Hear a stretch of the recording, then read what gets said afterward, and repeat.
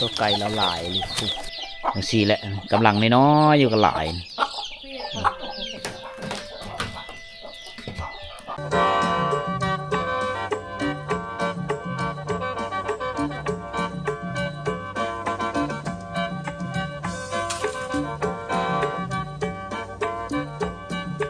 ถ่ายสบายดีพ่อแม่พี่น้องสบายดีบรรยากาศยามเช้าๆเด้อ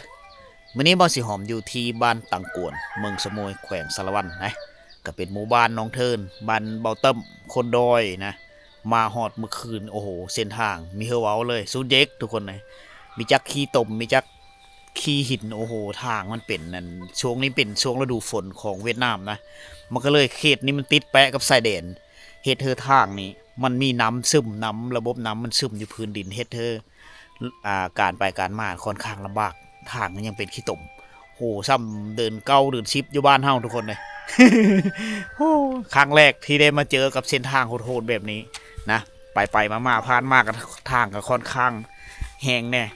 อันนี้ก็ยังโชคดีว่าฝนมันหยุด1 มื้อแล้วที่พวกเขาสิเดินทางมานะเจ้าเบิ่งเอาเส้นทางอันนี้คือเส้นทางโซลาร์เป็นรถบรรทุกรถแก่ต้นเอาไปเฮ็ดเธอสายทางนี่เปเสียหายแต่ก็เป็นทางยางอยู่แต่ว่ามุนคือเก่าทุกคนเลยผูกเส้นทางแบบนี้ตลอดเลยนะจนฮอดเขตเทศบาลเมืองนี่มาฮอดแล้วอาคารบ้าน2ของเฮาก็อยู่นี่คือเก่าพักอยู่เฮินอาเติม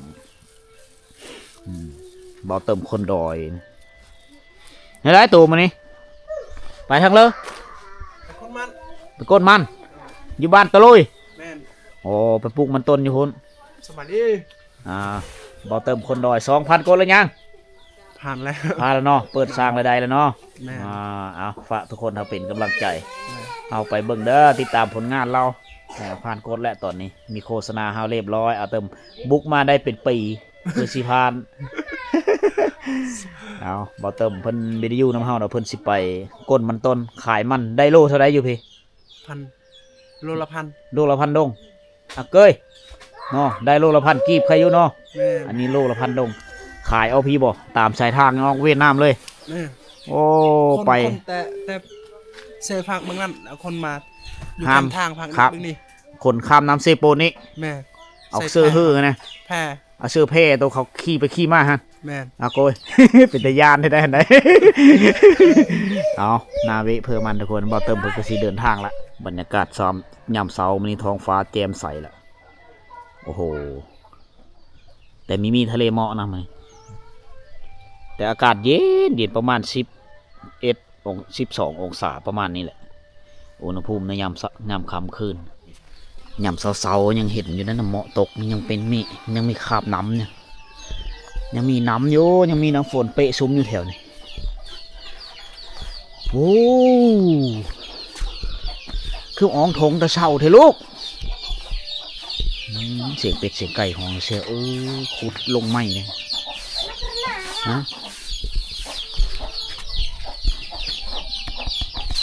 เฮ็ดเฮิร์นไม้เลยเนาะมามื้อนี้แปลกได้มื้อนี้เบิ่งสถานที่ที่เขาเจ้าเพื่อสิปลูกเฮิร์นโคได้นี่ต้องไปขุดลง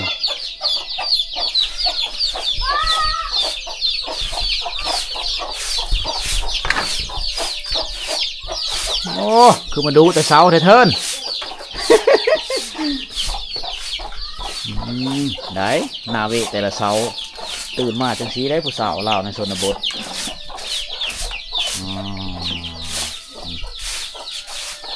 เราจะอนามัยคือมันแปลกตลอดเพราะว่าในแต่ละเว้นจะมีสัตว์สิเป็นหมูเป็นไก่เป็นแบะปัดในคู่มือเลยบ่คู่มือเลยปัดในนี้เนาะโอ้คู่มือเลย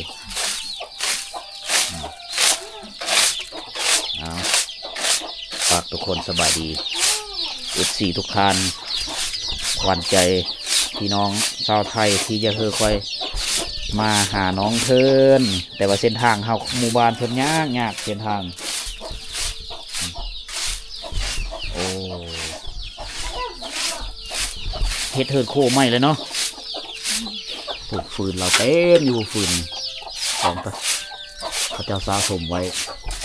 ในช่วงระยะที่เฮ็ดเฮือนเพิ่นน่าจะนึ่งดังไฟนึงเขาอยู่นี่เฮ็ดแต่เหิงแล้วบ่โดนแล้วบ่ดงอ๋อนั่งทีมไปโรงเรียนได้บ่มื้อนี้ฮะไปโรงเรียนบ่ปฮอกบ่เบิ่นแน่อ๋อปฮอกมีหยังนุ่งเสื้อแขนสั้นแท้ผู้นี้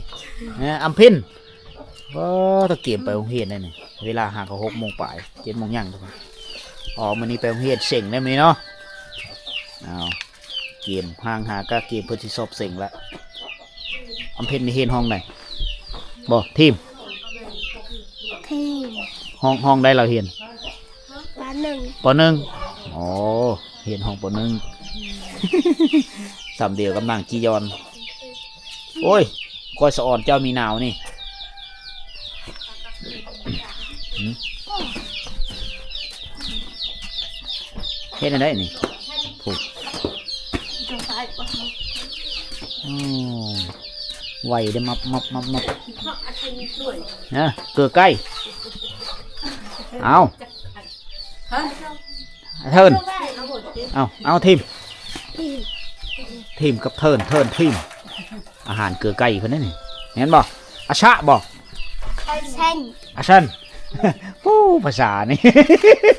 จะมีหูจักเลยคนนี้เอาน้องเป็นยังเฮ็ดอันปัดกวาดอนามัยตลอดนะฉะนั้นเวลาทำไปมาบ้านของเขาเจ้านี่สุดหลายทุกๆหลังคาเฮือนจะเปลี่ยนแบบนี้แหละเอาเพื่อสีได้เฮือนโคไหมทุกคน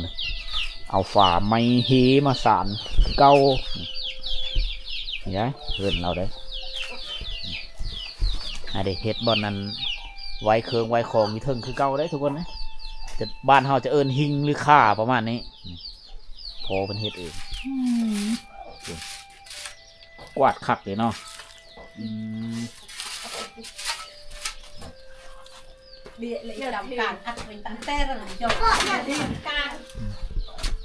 เอาไปทางใดบ้านหามโอ้เอาไปทิมนี่อ๋อเอาไปไก่ลินี่แหละการอนามัยนาบานแต่ละมือมีธรรมดาทุกคนโอ้ด้านหลังบ้านเพิ่นเต็มไปด้วยวิวลักล้านทุกคนเลยตัวไก่ละลายเลยโอ้ผู้ใหญ่กว่าหมู่นี่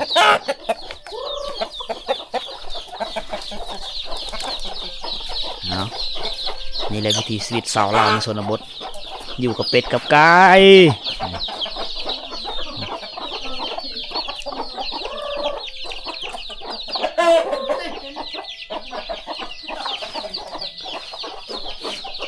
แต่บนน่ะอุ้ยปืดน้ำ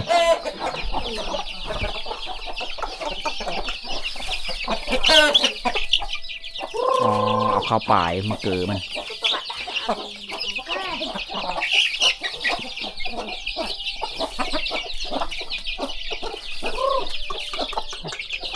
โอ้นั้นเนาะก็จะเอินไก่เนาะ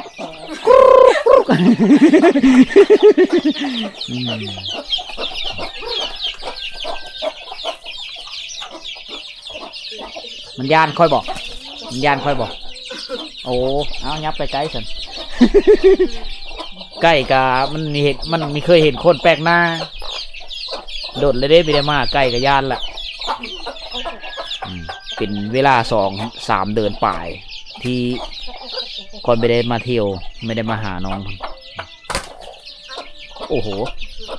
ไก่เพื่อนนี่จะเป็นแนวพันธุ์สายพันธุ์ไก่ลาดเลยแต่ว่ามันก็ใหญ่ดีนะแถวนี้ตัวนึงก็ประมาณ3-4 โลภูใหญ่ทั้ง4แหละกำลังน้อยอยู่กับหลาย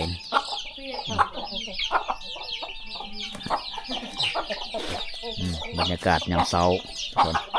บรรยากาศดีให้เด็กบ่อนธรรมศาสตร์นี่คือเฮิร์นเรานี่เลย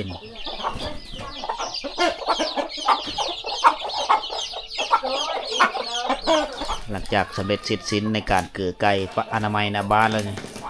ขึ้นมาเฮิร์นโคได้หนองมันพอบางหากก็อัปเดตนี่ไม่เลยหลังเฮิร์นโค แป่นคักเนาะเฮือนเจ้าเนาะแป่นตลอดเลยอ๋อมามือนุงสีแดงแกงแวงเอากระตุกเราไว้อยู่นี่บอกเบื้องนี้เบิดเนาะกระตุกมออยู่นี่ จริงเหรอ กิ๊กกึก เฮ็ดได้ได คือว่าต้องไปไหนซะ อ๋อเฮือสาวโซฟาขึ้นมาฮะเราให้ขึ้นเฮือนชัรแม่นละขึ้นเฮือน เอาต่างคนต่างมีจักภาษา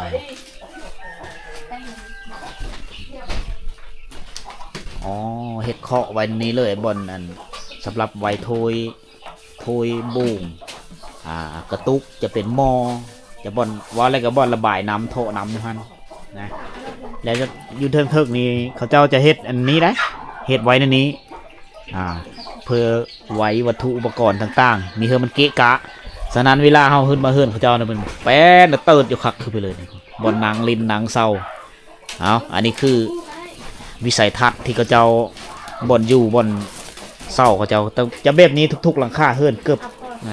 อบทุกหลังคาเฮือนนะพุ่นแม่เพิ่นก็ปูชาติเฮือนหนังได้บาดนี้แน่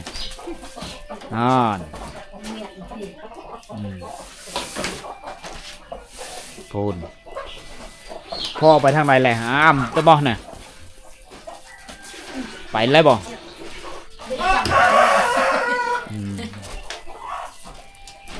เรียกเลยจำตาลเก่งกับบนเอาเลย เขาเจ้าเฮ็ดสบายสำหรับหนังฝีงไฟที่เพราะว่าเขตนี้มันเป็นเขตที่อากาศหนาวก็เลยเฮ็ดแต่ไฟต่ำๆแบบนี้แหละอันที่สองมามีเฮอก็โดนไฟนี่พลิกความมันเคินหยายไปมายันมันเกิดยันไฟไหม้เฮินเขาเจ้าเฮ็ดแบบนี้ได้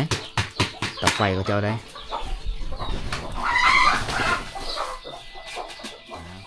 กำลังห่างหากระเก็บชิ้นนึงเขา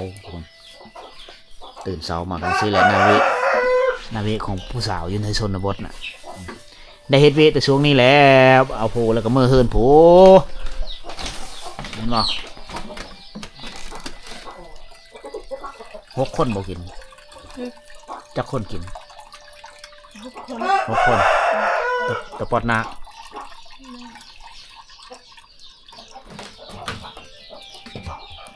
นี่ข้าวนี่จะเป็นข้าวไฮ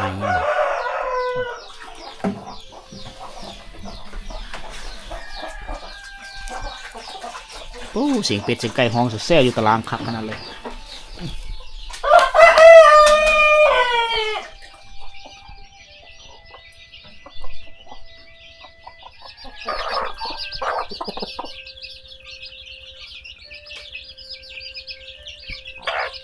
ต่างคนต่างมีจักภาษาเดียวได้นี่ ร่มกันได้ยังบ่ว้าร่มกันเข้าใจกันยังบ่ ได้อยู่แล้วก็เว่าได้อยู่ดี อ๋อแต่น้องเพิ่นมีคอยเว้าไปเลยได้ในแต่ยิ้มพุ่นเจอนางหิมแห้งเต็กหิมไปแท้อยู่เฮือนบ่อ๋อเดี๋ยวจะสอยจะมาจังไป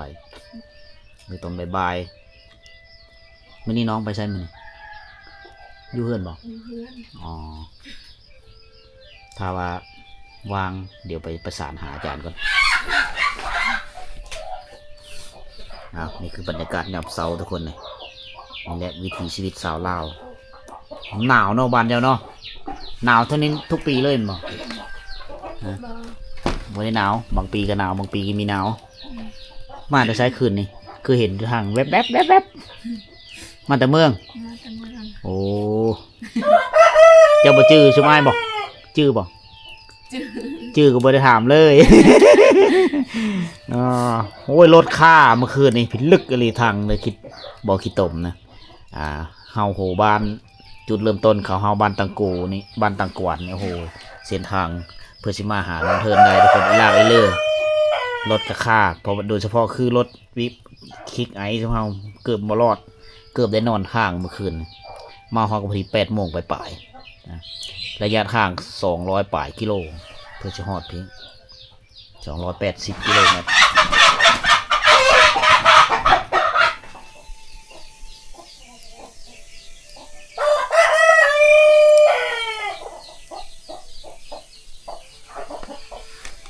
ซื้อเอาบ่อันนี้หรือสานเอาซื้อบ่เจิงบ่สานเอาสานเอาพอเจ้าสานเอง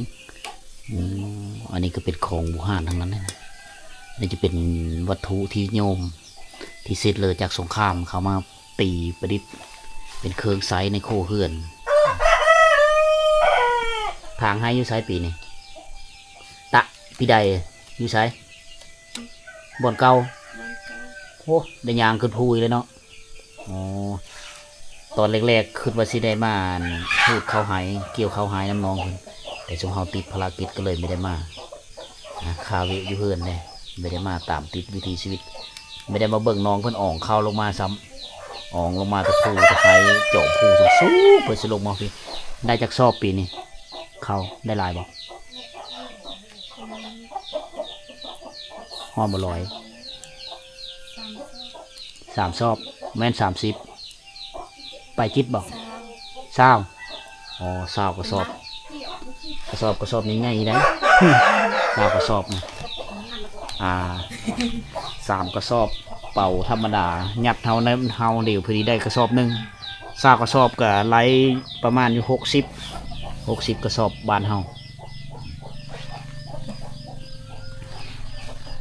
เนี่ยได้สาวโซภานะ หนาว หนาว